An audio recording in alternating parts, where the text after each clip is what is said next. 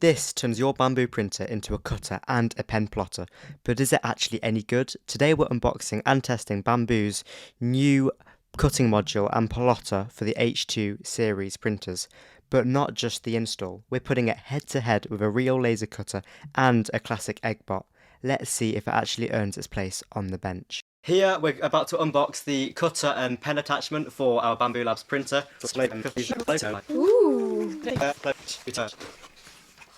So this is the cutting module. It's got the two pens to draw with. Looks like that's the cutter, and maybe this is for the pens, to hold the pens. We'll look at that closer in a second. So this is the plate, so the cutter can actually cut along this. It does feel very rigid, yeah. I'm presuming that... It's got a peel, but yeah. It's very sticky, it's very rough and sticky. Oh gosh, yeah, it is. But we'll look at this closer. This is so the knife can go along here, because obviously if we use one of the plates upstairs, it'll scratch it. Yes, of course. Alright, so to recap, in the box we've got this main cutting module. It comes with a plastic cover over the blade, and I definitely recommend keeping that because the blade is really sharp. The blade itself is tiny and it actually looks spring loaded, so that means it will be able to auto level. This means you don't have to mess around with setting different blade heights for different materials on the physical blade. Now this whole module looks pretty simple, very simple, and it's proper plug and play. Next we've got the pen holder attachment. Now I'll show you how this connects onto the cutter module in a second, but it also comes with a little clamp piece to ensure that the pen is in place and won't move, along with two pens to get you started. I have seen on Maker World files that help this cutter module fit different shapes and different types of pens onto it. We've also got this small bag with bolts and everything you need to set it up. And finally we've got the cutting mat, or bed as some people call it, and it's sticky to hold your material down. Bambu suggests cleaning it with washing up liquid if it starts to collect dust or lose grip. It's actually double-sided, so there's a strong grip side, which is a lot stickier, and on the other side there's a light grip side, which is a little bit weaker. But I actually think the light grip side will be optimal for most materials that we're going to be cutting with. Like the normal printer plates, it's got two notches, so you can line it up correctly within the printer. Now let's look at the vinyl that we ordered separately. Do you want to do the peel? Yes. This is very exciting. It means we can do some really... fun projects. You ready? So here is our blue vinyl. Nothing special here, but for the purpose of unboxing, we ordered blue vinyl and we got 10 sheets of 300mm by 300mm blue vinyl. I don't want this to get boring, so let's install the cutter. Step 1, I put the plate onto the bed, making sure to remove the protective film from only the top. Then I removed the tool head by pinching the bottom and just pulling. That revealed this rotary indicator wheel, which is the orange thing. So the next step is to remove that. All you do is just pull it off. Now it's time to add the cutting module, so make sure that this latch is open like I've got it here, and then just simply slide it on. There's little slots that it slides down, and then close the latch to secure it in its place. I've just changed the camera angle so we're looking down into the printer. I'm going to open up the dust cover and insert the connection cable into the port. Now the printer recognises that I've plugged in an attachment and it wants to calibrate, so I'm going to remove the cover from the blade, go over to the screen and start the calibration. So we've done all the setup, so we can just go next on the menu until it starts the calibration. The calibration took about 5 minutes, and when it was done it ended with a satisfying beep. The software used for cutting is called Bambu Suite, and I just downloaded that off their website. When I opened up a new project in Bambu Studio, it popped up a little tutorial, but I skipped that so I could load in my own design, and after using the cutter for a while, we ran into a weird problem. What you're seeing now is one of our first cuts with the laser cutter, and you'll see why this is relevant in a second. Now, our problem was the 00 point doesn't seem to be calibrated properly, and there's no obvious button anywhere to calibrate it. So what you see in the viewer and where your cut is positioned in the viewer isn't exactly where it's going to be cut on the bed, which is quite strange. Now this is totally fine if you're cutting stickers or shapes where the exact position doesn't matter, but if you're like me and you're making cards, like my card here, and your card is already pre-cut like my card here, or you're trying to print on a specific shape, it becomes a big issue because you can't trust where your cut is going to be cut on the actual bed. And you'll see here that it starts cutting across my middle line, and obviously the cold foot the card folds at the middle line, so the design is in the wrong position. But in the Bambu Suite Studio, it was all positioned correctly. Now I think this is because the printer really needs a bird's eye camera for accurate positioning, and you can only calibrate the camera with the printer if you buy the laser cutter attachment. And we've not bought that because we already have a laser cutter and we don't need our 3D printer to do what our laser cutter already does. Anyway, we've got a workaround that we came up with.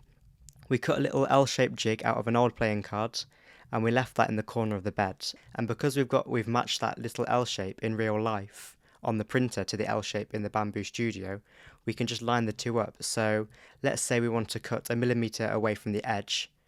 We'll just put our paper in, line it up to the jig, and then we'll move the design a millimeter away from our L shape inside the studio. So basically it's our own manual offset system. Now as far as cutting with the software, it's really simple. Just import your design, hit prepare, choose the material you want from the drop down and make sure the thickness is right. And then press make in the bottom right and send here. Over to the physical printer, make sure the material is loaded in and then press this button for 1 second and the cutting will begin. Now here is our card getting cut, hopefully correctly this time. You can see we've got our jig in the side. Now it's finished cutting, I'll peel it off and listen to that peel. I think that came out great and we'll compare it to the one I actually laser cut with our laser cutter earlier. On the left we've got the card cut with the Bambu Labs and on the right we've got the one done with our laser cutter, and comparison wise the cutting on both of them is really good. Obviously the laser cutter has got the burn marks. Here we cut out the Atari logo on some vinyl we bought from Bambu. This is blue matte vinyl, you saw us unbox this earlier in the video. Now honestly, cutting the vinyl, it wasn't that great. Everything we used was Bambu's own, their vinyl, their software, and we selected the exact material present for the vinyl that we bought. But the default pressure and pass settings were completely wrong that Bambu had set, and that is not ideal. We had to triple the pressure and change the pass count to 2 just to get it to cut properly, and even then it still wasn't a perfect peel. We ended up wasting quite a bit of vinyl testing different settings. Cutting the card, on the other hand, I can definitely see us using. The cut is very clean. It would be brilliant if they fixed that 0 point issue. I can definitely see us using this instead of our laser cutter for a lot of our projects, especially our cards that we make. But yeah, the vinyl, unless they fix those presets, I don't think we'll be using this much. Now let's set up the plotter. First, remove the height block from the pen adapter, so that's this translucent piece. Flip the pen adapter around and reinstall the height block on the bottom of the pen adapter. So there's a little slot for it to stick into place and it is a tight fit, so your contraption should look like this. Now take your pen of choice, I've chosen red, and drop it into the holder, making sure to take the lid off. Now we are going to secure the pen with the pen lock by screwing that pen lock thing in, but it's important to notice that the pen tip needs to touch the bottom of the height block. And I actually find this works best if you hold the pen slightly above the bottom of that translucent piece that we've just put on the bottom, because when you tighten the lock it pushes the pen down a bit and you don't want to damage the tip of the pen. One thing I noticed is the height block isn't completely see-through, so it can be tricky to tell if the pen is truly touching the bottom.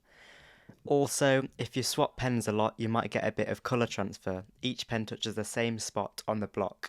So if you go from, say, black to red, the red tip can pick up a little bit of that previous colour black. Okay, so now I have just removed that plastic height block from the pen adapter and now we're ready to put it inside the printer. The first step is removing the knife holder from the module, and I just pull down from around the outside. Be careful because this is really sharp and you can 3D print a knife holder blade removal tool if you want to be safer with this. And then take our contraption we just put together now, and that gold little cylinder shape goes back up where we've just pulled the knife holder from. And make sure to push it right to the top. I've not done that here and the printer tells me off later. Just push it up, even if it's got a little bit of resistance, it will stop where it needs to stop. We've used the Atari logo again and now we're just going to draw it out. It does a little dot beforehand, which is a little bit annoying, especially if you were drawing on paper, it could bleed through, or a material that bleeds easily. Anyway, it's coming down again to draw the Atari logo, and it was pretty quick. We do know a thing or two about plotting, as we teased earlier on in the video. We have got our EggBot, so we're going to compare this to our EggBot, and it doesn't live up to the standards of our EggBot, to be completely honest. So let's go look at our EggBot. So here is our EggBot that I promised would compare it to. It's a lot more neater, I think, this EggBot, and it's drawing on a rounded surface. It's a lot more accurate with its lines.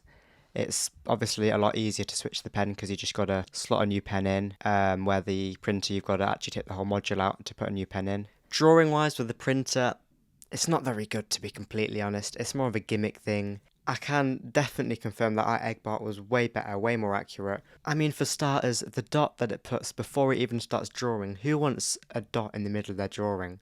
And it bleeds out if you're on a material like paper here. I mean, part of the quality issue could be to do with the pens that Bambu have sent with the cutter tool. They're not the best pens, really, to be completely honest. Maybe if we tried it with the pens that we use and with our EggBot, it would give us a better result. Comment that below if you want to see that, because we'll do that if there's enough people asking for that. But yeah, it's just more of a gimmicky thing, as I said. It's not the best quality. EggBot definitely wins on this one. Just a quick note, when I was busy cutting with the vinyl cutter, Bambu Suite just randomly crashed my computer. It was using almost 80 gigabytes. It's got to be a flaw of the software, but that was just quite strange and I thought I'd share it. Thank you guys so much for watching. Please give us a like and a subscribe. It really helps us out and it's completely free to do so.